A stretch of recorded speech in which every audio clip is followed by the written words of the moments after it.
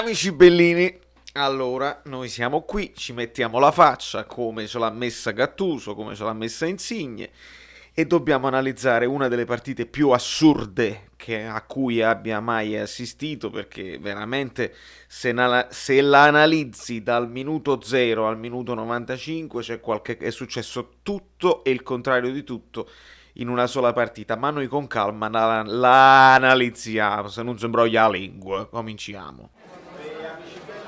È letteralmente immarcabile. Se la vede Gattuso. Allora, il Napoli che veniva da, se torniamo un pochino indietro, male con la Lazio, perché non c'è stata reazione, male con la Lazio. Male male col Torino, perché se con la Lazio c'hai qualche attenuante, male male col Torino, perché anche lì l'hai acciuffata all'ultimo, ma per noi è stata una sconfitta proprio di prestazione. Bene bene bene col Cagliari, allora tu dici ok, anche in emergenza siamo riusciti a cacciare le palle, siamo riusciti a trovare anche un modo per scardinare le difese, per segnare anche tanto, e poi si ritorna al male male male, ma al male male male di risultato e non di prestazione. Questo voglio dirlo subito e bene, perché attenzione, noi possiamo sciorinare una serie di numeri, numeri chiari, no? Senza andare a vedere proprio i numeretti, ma insomma il Napoli è la squadra che in Europa crea di più in assoluto. È una delle squadre che subisce meno occasioni dagli avversari e subisce anche meno gol dagli avversari. Abbiamo la seconda migliore difesa, la prima è quella della Juve che ha preso un gol, ieri noi ne abbiamo presi due, quindi stavamo a pari punti. Che cosa succede? Che si possono, mi sembra facile, e io vi chiedo scusa se ieri nella live non sono riuscito a prendere tutti i vostri messaggi, è stato un problema mio di connessione, come avete visto, avevo una connessione troppo lenta e non riuscivo a prendere i messaggi, però io vi ho letto tutti e questa è una risposta anche a tutti i commenti. Io vi ringrazio tantissimo sul video reaction, che è un video pazzesco, insomma, e i vostri commenti sono tutti giusti. Non rispondo a uno perché devo andare a dormire ed oggi in America è successo di tutto. Quindi riporto un attimo il livello del discorso a un livello calcistico, questo è solo sport, questo è solo e dovrebbe essere un divertimento, noi abbiamo una passione incredibile, quindi diventa un intossico. Però in America è successo qualsiasi cosa e io sono dovuto uscire ed ero preoccupato. Vi voglio tranquillizzare, i problemi non sono successi a New York, sono successi solo a Washington DC, ma sono problemi molto molto gravi. Chiudendo questa parentesi sociale gravissima, torniamo al calcio e parliamo di una squadra che si è presentata facendo pochissimo turnover, quindi si possono dare le responsabilità a Gattuso out, continua a ritenerla una stupidaggine, però vi dico il perché una squadra che tu a Gattuso puoi dare tutte le colpe, puoi dire che col seno di poi, no? E si può dire, che nessuno ti potrà dare torto.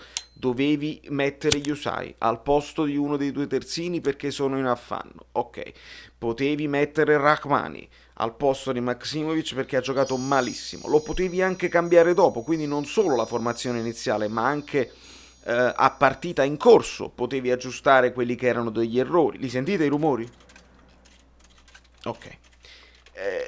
Quindi ci potevi così. Lozano prima punta, scelta questionabile. Anche io non sono troppo convinto, non sono mai stato convinto di Lozano prima punta, il quale comunque si è battuto e ha creato anche tanti pericoli. Fabian, il solito Fabian, purtroppo Demme era infortunato. Si potrebbe dire di tutto, si può dire fai giocare Bobotta, che forse merita anche, oltre al meme di Bobotta, forse merita anche qualche minuto in più, visto che comunque Fabian è protagonista in negativo di questa partita, nonostante un primo tempo giocato anche bene, anche abbastanza svelto. Devo dire la verità. Quindi noi cerchiamo di mettere tutto sul piatto senza i paraocchi. Lo so che è difficile quando perdi con lo Spezia in casa, ma ci riusciamo a mettere tutto sul piatto senza i paraocchi, perché ognuno di noi ha delle fissazioni, ok? Fabiano non può giocare a pallone, Mario Rui è scarsissimo, Ospina Meret, il famoso doppio ruolo che non si... Quindi tutto va bene. E quando il Napoli perde, ognuno esce fuori, puff, ve l'avevo detto io, puff, così non si può giocare, che vi avevo detto che il modulo...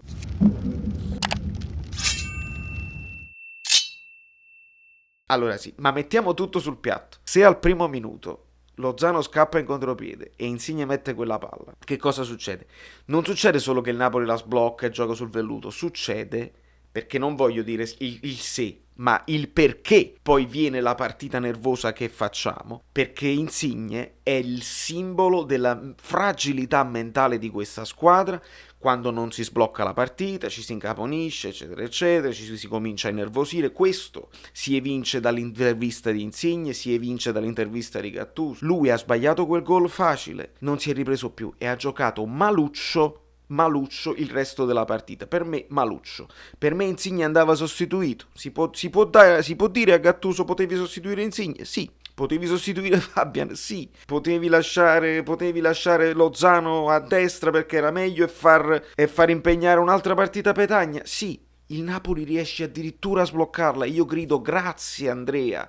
Grazie Petagna che sei riuscito a sbloccarla facendo il gol più difficile quando quello facile non lo fai. Il Napoli la sblocca, che succede? Follia generale, concediamo il rigore, Fabian concede il rigore per ingenuità, lo tocca, è un rigore ridicolo, ma lo tocca, quindi ci sta. Il Napoli si squaglia, si comincia a recriminare mentalmente, diventiamo troppo arruffoni e viene quella paura di segnare, quella paura di vincere, si chiama in vari modi, no? Ma alla fin della fiera si deve chiamare il non saper segnare perché non sappiamo segnare. Quello che rende tutto ciò inaccettabile è che è successo tutto oggi, tutto uno dietro all'altro, cioè io lo posso vedere una volta che Lozano sta così, il portiere praticamente sta uscendo e invece di tirare cerca il passaggio, lo posso vedere una volta che Llorente si blocca così e né ci prova né la passa, che Elmas la tira in curva da pochi passi, che Petagna pure lui cincischia e invece di passarla non riesce e si blocca.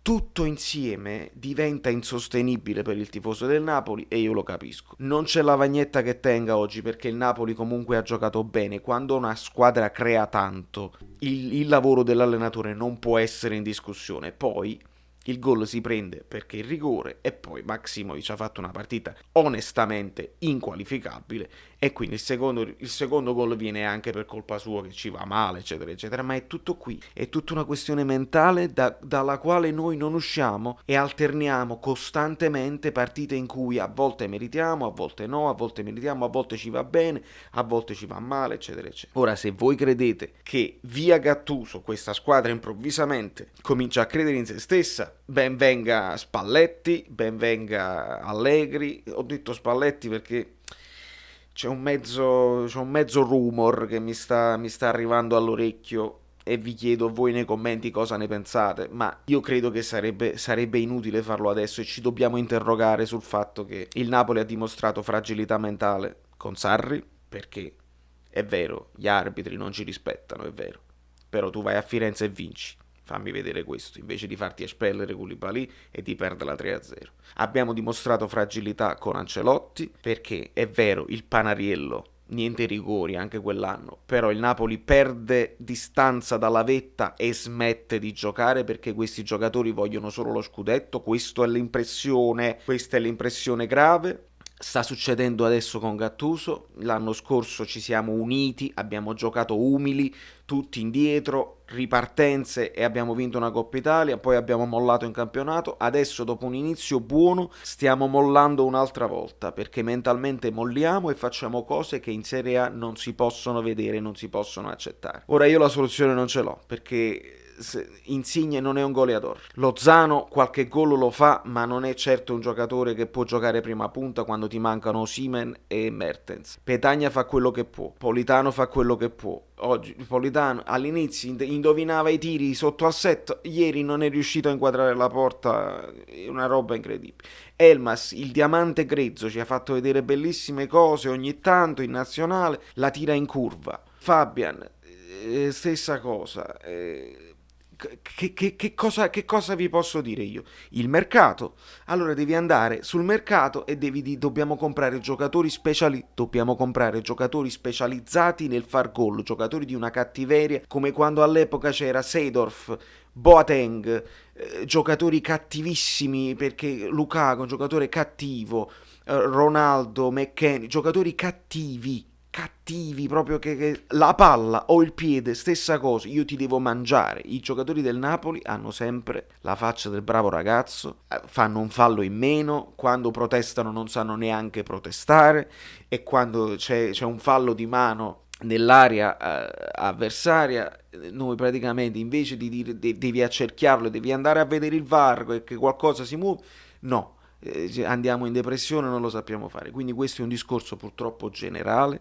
Bisognerà, con fortuna, con cazzimma, con qualche, anche con qualche cessione eccellente, perché evidentemente questo è un gruppo che va riformato perché si sono abituati un po' nell'ambiente. Bisognerà lottare fino alla fine per raggiungere questo quarto posto, perché la Juventus è tornata, il Milan ha perso ma non mollerà quelle posizioni, l'Inter ha perso ma solamente il campionato, noi abbiamo una partita ogni 3 giorni per chissà quanto tempo, la Roma non molla, l'Atalanta non molla, dobbiamo lottarcela con Roma e Atalanta, sperando che Sassuolo se ne scende di nuovo, sperando che la Lazio non si riprende e noi possiamo arrivarci in Champions League. Però la Champions League deve essere un obiettivo, e se ci qualifichiamo in Champions League dobbiamo esultare, perché se noi siamo oggi molto delusi è perché noi pensavamo allo scudetto, facevamo finta, no, quando mai l'Inter eccetera eccetera, ma dentro di noi una squadra così completa, con tutte le defezioni e le problematiche di qualità, una squadra così completa non l'abbiamo mai avuta, mai avuta. Quindi noi abbiamo pensato quest'anno magari lo scudetto. Sbagliatissimo, questa non è una squadra in grado di lottare per lo scudetto, perché devi fare gol. Se non fai gol puoi creare quanto vuoi tu. Gattuso se ne va a casa convinto che comunque la sua partita l'ha indovinata, l'ha letta bene. Non fai gol, ti manca la cattiveria in attacco, non sei bravo a difendere in quelle 2 occasioni concesse, prendi 2 gol. Così, anche se i numeri sono dalla nostra, non si va da nessuna parte. Da New York, Valerio Fluido è tutto, basta così, perché andiamo live più tardi sull'altra piattaforma, seguitemi, ci divertiamo. Vai. Io non sono depresso, è un discorso serio, se lo capite bene, se no non fa niente. Amici bellini, vi siete iscritti al canale? Lasciate il like, se non vi siete iscritti al canale siete completamente pazzi, e se arriviamo a 5.000 iscritti io poi vi faccio un regalo, estrazione a sorte, si chiama giveaway, da Brooklyn, Saverio Solido, non mi ricordo.